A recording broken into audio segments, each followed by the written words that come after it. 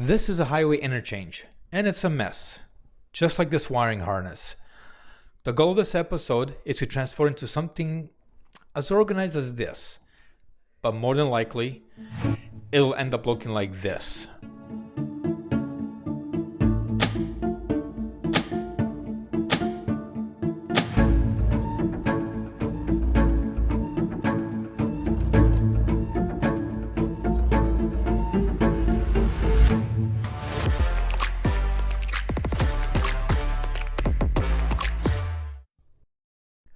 And here I am again, trying to figure out where to place the ECU. My initial preference was at the rear of the bike because of the wiring harness length, although I have tried it near the battery. While more central, it would require ECU removal for battery replacement, although that takes every 5 to 7 years, so it's not really a big thing. However, the wiring harness length is still a challenge, and there's no way I'm cutting the wiring harness to make it any shorter. Therefore, the rear of the bike seems to be the most suitable location. And I do understand the potential concerns about weight distribution, but I believe this is the best solution given the current constraints.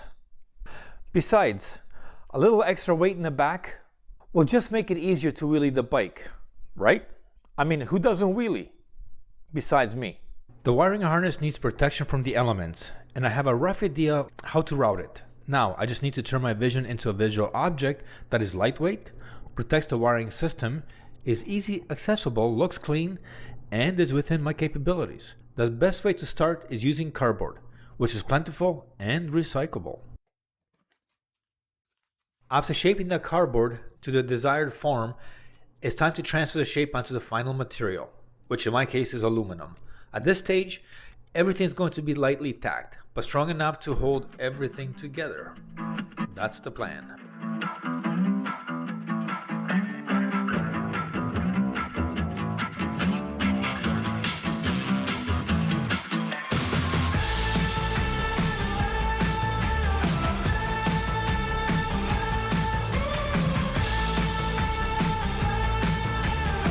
The next step is to run a wire harness support along the battery tray and close off this corner.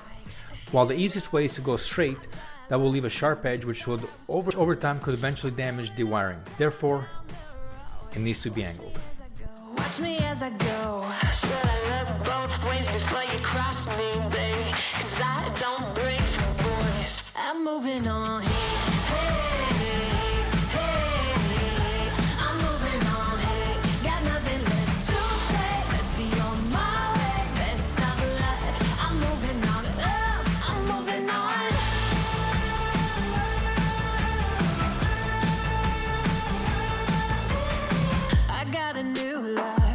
For miles, 67 fastback, oh, it's just my style.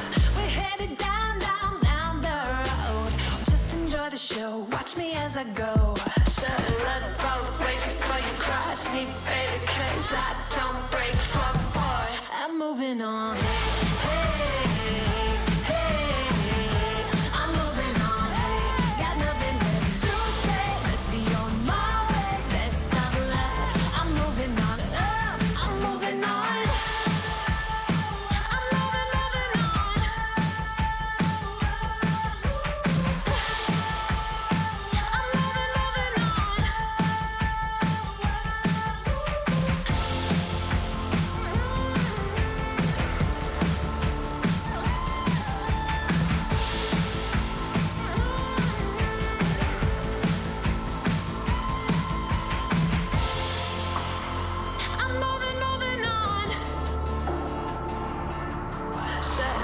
Both ways before you cross me, baby, 'cause I don't break for boys.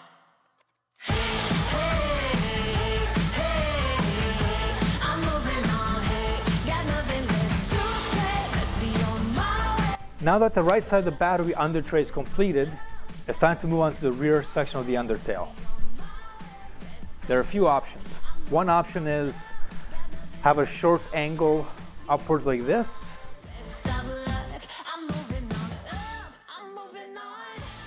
But that would mean I would have to extend this tray further out. The other option is have this come out just a tiny bit and then follow the contour of this rear subframe. My cat's annoying me. I'm going to be using cardboard to design the layout and see which layout actually makes sense, looks the best, and is the easiest to make. To accurately measure the complex shape, I created a template by adhering masking tape to it, marking key points with a magic marker, and then transferring this marked template to my workpiece. Cutting thicker aluminum with this shear is challenging.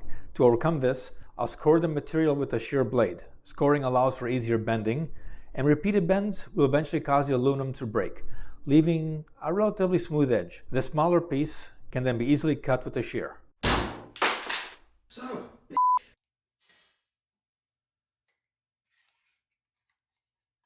Hey there, awesome people. If you love this video, or even if you didn't, give it a thumbs up so we know you're still with us. And while you're at it, hit that subscribe button so we can spam your inbox with more amazing content. Oh, and leave a comment below. We'd love to hear from you.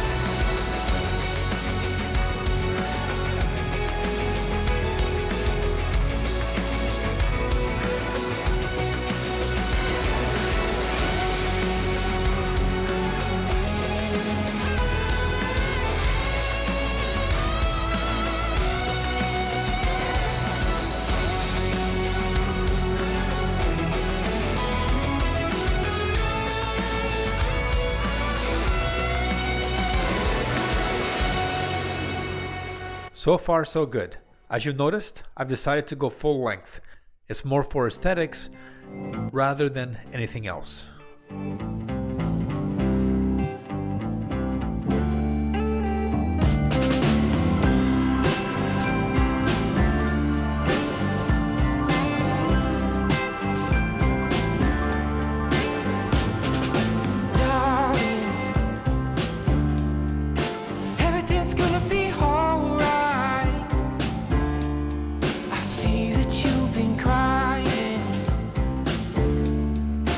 You know I'm all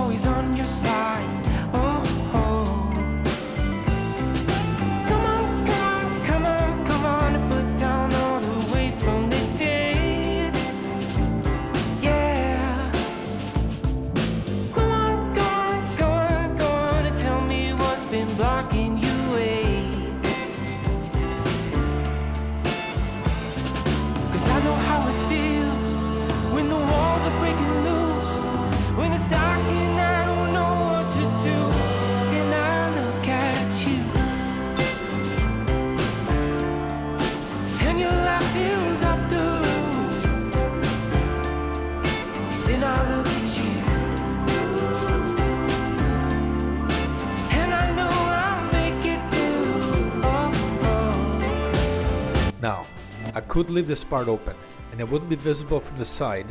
However, it might look unfinished with the rear seat removed. On the plus side, it would look much better and be more robust with the rear muff flap, turn signals and license plate when they're installed. And when you're feeling tired, I will fill your cup. Come on, come on, come on, come on, and put down all the weight from the day. Yeah. Go on, go on, go on, go on, and tell me what's been blocking you away. 'Cause I know how it feels when the walls are breaking through, when it's dark and I don't know what to do. Then I look at you, and your light fills up the room. Then I look at you, and I know I'll make it through. Oh yeah. The wiring harness exhibiting some stiffness due to its memory. We can all relate. But I've successfully shielded it from the elements and maintained the neat appearance by creating the underbelly. I still have to remove all the electrical tape from the wiring harness, reposition some of the wiring. For example, this rear brake pedal switch should be further forward than this. And the only way to do that is by removing all the tape. In the meantime, I just keep plugging away. When the walls are breaking loose, when it's dark and I don't know what to do, and then I look at you, and your light fills up the room, and then I look at you,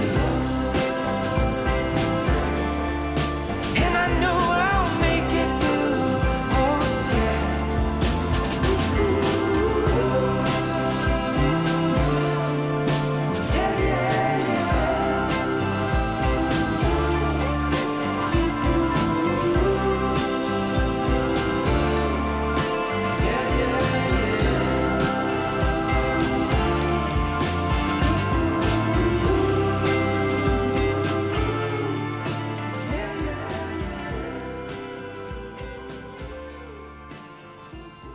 And that wraps up this video. I've successfully fabricated the undertail components, routed the wiring harness from the front of the bike to the rear. Now I have to clean up all the welds. I still have to fabricate a few brackets, including the fuse panel box bracket, the tip over switch bracket, and did I say I have to clean up the welds? Because I do. And that's going to be fun. But anyways, there's plenty of work left to do, but I'm making progress. And before I go, always remember, hug your pets. Thanks for watching. Until next time, take care.